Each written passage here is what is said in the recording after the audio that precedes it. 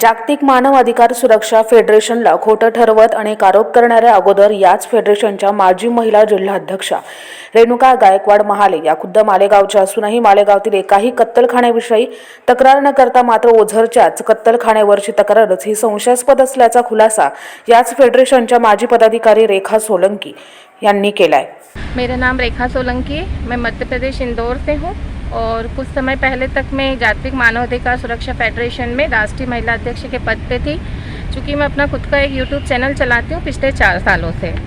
मैं नासिक के अंदर जब आई थी, जब मुझसे एक महिला मिली थी बॉम्बे के अंदर, रेणुका गायकवाड़ महाले, ये शायद नासिक में इनका कुछ पद था हमारी फेडरेशन की तरफ से। इन्होंने मुझे एक केस सौंपा था किसी खलील का कत्ल खाने को लेकर। तो काफ़ी समय तक इनसे मेरी बातचीत चलती रही और मैंने सारा केस भी इसमें देखा, सारी चीज़ें भी करी एसपी साहब से और यहाँ सभी लोगों के साथ में मैंने बात विचार भी करी और एक्शन भी लिया गया उस पर। ऐसा कहा था इन्होंने कि इस पर एक्शन लिया गया है। लेकिन बाद में कुछ समय बाद में ये होने लगा कि ये महिला धीरे धीरे मुझसे कटने लगी और कुछ समय से ऐसा चलने लगा कि ये मुझसे पैसों की डिमांड को लेके बातें होने लगी कि भाई हमें इस बंदे से पैसा लेना है, ये सारी चीज़ें करनी। जब ये सारी चीज़ें पता चली तो मैंने इससे पीछे हट गई। फिर खलील का एक पत्र आया हमारे यहाँ पर फेडरेशन में। उसने खलील ने कहा कि आपने जो भी एलिगेशंस लगाए, जो भी आरोप लगाए, ये सब निराधार है और इससे मेरी छवि धुलित हो रही है। अगर आप इसके मेरे को प्रूफ नहीं देंगे तो 8 दिन के अंदर मैं आप पे मानहानि का दावा ठोक दूंगा। हमने इस महिला से ये सारी चीज़ें कही कि आप 8 दिन के अंदर इसके बारे में बताओ जो केस आपने दिया है। इन्होंने हमारा फ़ोन उठाना बंद कर दिया, हमें थोड़ा सा बायकॉट करना शुरू कर दिया और 5 दिन हुए और इसने वहाँ से इस्तीफ़ा दे दिया।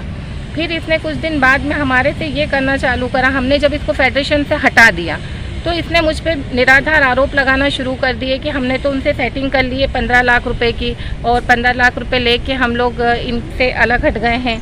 ये सारी चीज़ें होने लगी। हमारा एक मुद्दा है सभी से कहने का कि ये महिला ने जो भी आरोप लगाए थे, है ना, या जो भी इसका मुद्दा था, ये चाहती थी कि कत्ल खाना बंद हो। खाली एक ओझर ही पर्टिकुलर एक ही व्यक्ति क्यों?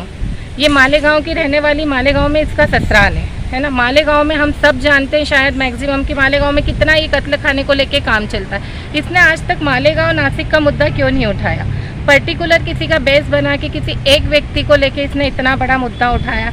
वो भी एक चीज़ अलग है, इसने पूरी ऑल चैनल, पूरी ऑल मीडिया के सामने मेरा एक 2 साल पुराना केस ओपन करा, जिस केस का कोई निराधार केस है। पूरा जो केस कुछ है ही नहीं, वो विचाराधीन मामला है, कोर्ट में ऑलरेडी चल रहा है। इसने पूरी मीडिया के सामने मुझे बदनाम करा कि मुझ पर 12 केस लगे हुए हैं। तो मैं आप सबके मार्फत ये कहना चाहती हूँ कि अगर मुझ पर 12 केस लगे तो 12 केस तो बहुत बड़ी बात है। इस महिला से आप सभी लोग केवल इतना सवाल करिए कि 4 केस की मुझे डिटेल बता दें।